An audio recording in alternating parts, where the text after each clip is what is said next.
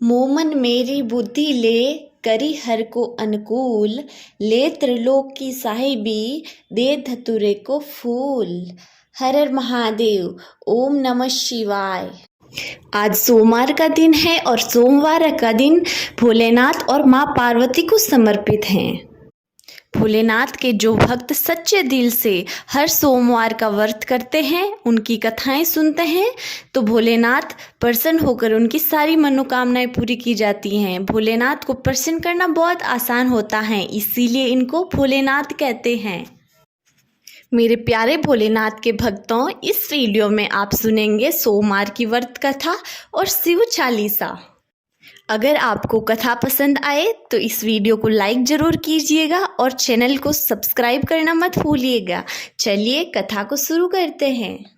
पौराणिक कथा के अनुसार एक नगरी में एक धनी व्यापारी रहता था। उसके घर में सभी तरह की सुख सुविधाएं थी, लेकिन दिन रात उसे एक ही चिंता सताती रहती थी। उसकी मृत्यु के बाद उसके इतने बड़े व्यापार और धन संपत्ति को कौन संभालेगा। उस व्यापारी के कोई पुत्र नहीं था। पुत्र पाने की इच्छा से वो व्यापारी प्रति सोमवार भगवान शिव का व्रत पूजन किया करता था। उस व्यापारी की भक्ति भावना को देखकर एक दिन पार्वती जी ने भगवान शंकर से कहा, हे प्राणनाथ, ये व्यापारी आपका सच्चा भक्त है। कितने दिनों से ये सोमवार का व्रत और पूजन नियमित कर रहा है। आप इस व्यापारी की मनोकामना अवश्य पूर्ण करें। पार्वती की बात सुनकर भगवान शिव ने कहा, तुम्हारे आग्रह करने पर मैं व्यापारी को पुत्र प्राप्ति का वरदान देता हूँ, लेकिन इसका पुत्र 12 वर्ष से अधिक जीवित नहीं रहेगा।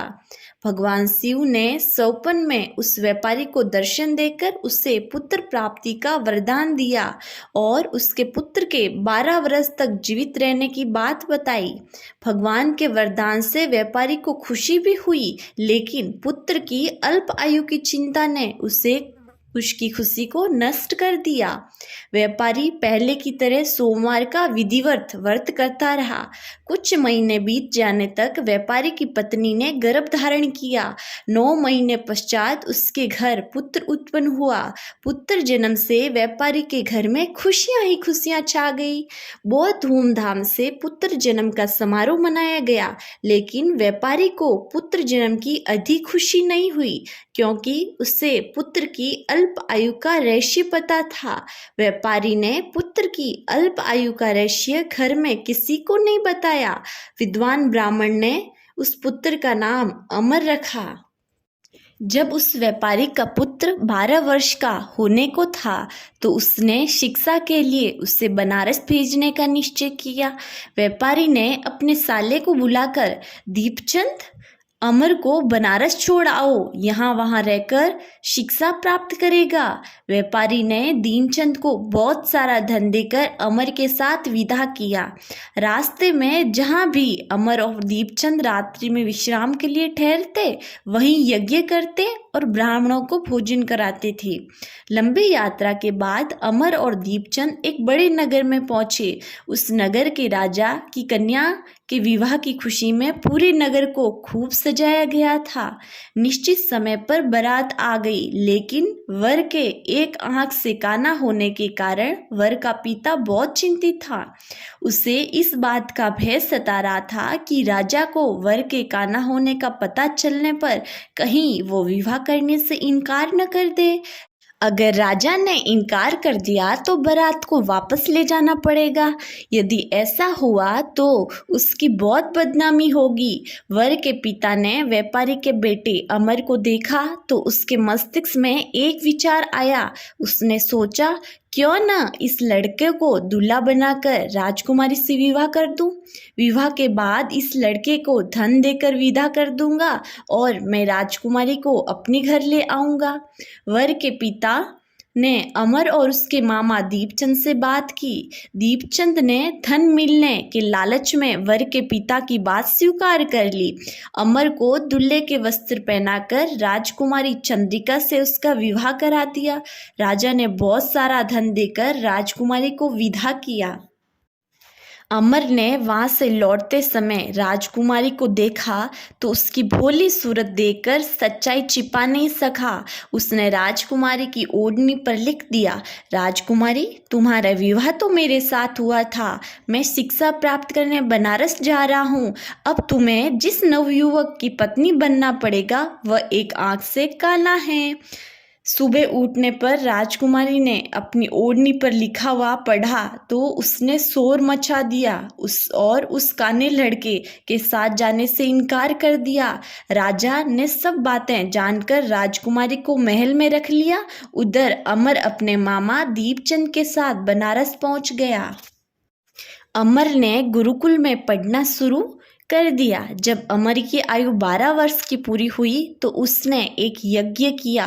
यज्ञ की समाप्ति पर ब्राह्मणों को भोजन कराया और खूब अन्न वस्त्र दान किए। तभी अमर ने कहा, मामा जी, मेरी तबीयत कुछ ठीक नहीं है, मैं जरा सोना चाहता हूँ। यह कहकर अमर अपने शयन कक्ष में जाकर बिस्तर पर सो गया।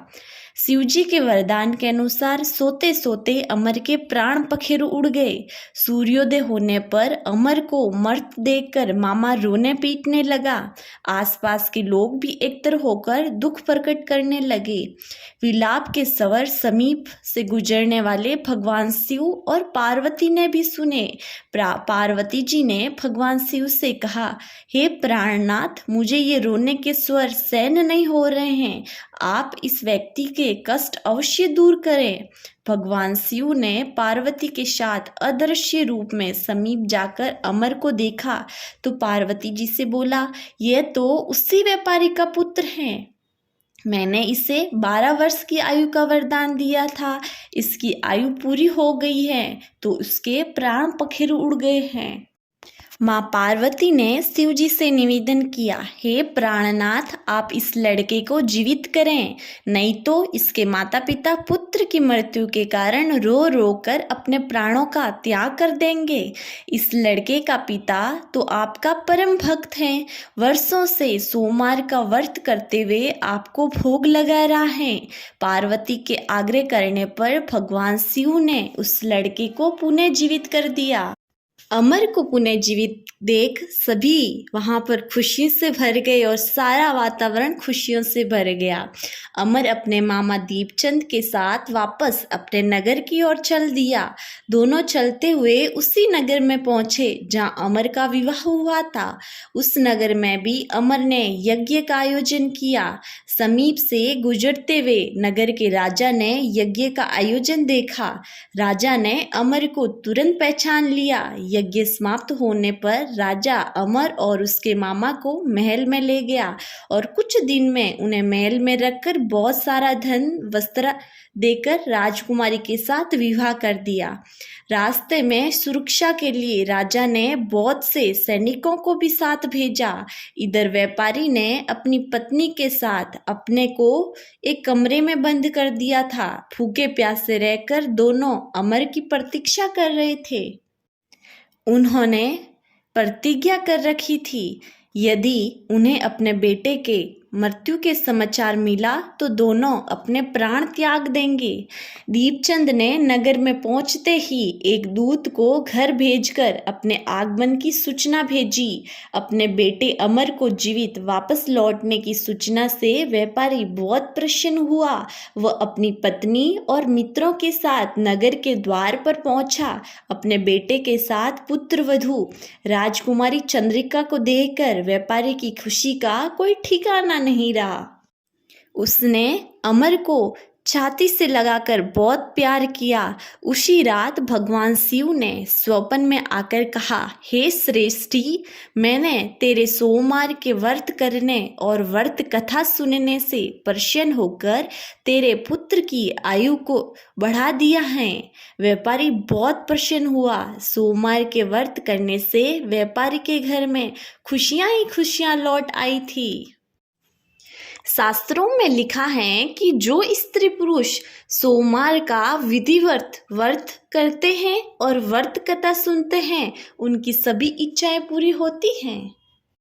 मैं भोलेनाथ से प्रार्थना करती हूँ, हे मेरे भोलेनाथ, सभी आपके जो भक्त सोमवार की व्रत करते हैं उनकी सारी इच्छाएं और मनोकामनाएं पूरी करें और उनके चोली में खुशियां ही खुशियां डाल दें। भोलेनाथ के भक्तों, ये थी सोमवार की व्रत कथा। अब सुनिए शिव चालीसा। दोहा। जय गणेश गिरिजा सुवन मंगल मूल सुजान, कहत अयोध्या दास तुम देऊ अभय वरदान। चौपाई। जय गिरिजापति दीन दयाला, सदा करत संतन प्रतिपाला।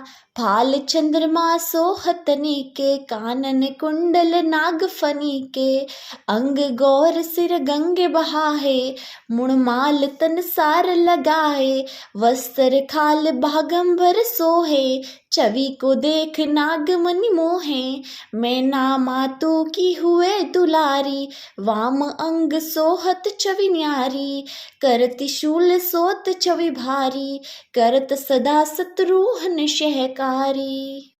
नंदी गणेश सोहित कैसे, सागर मध्य कमल हैं जैसे। कार्तिक श्याम और गजुराहु, या छवि को जात न काहू। देवन जब ही जाय पुकारा, तभी प्रभु आप दुख निवारा।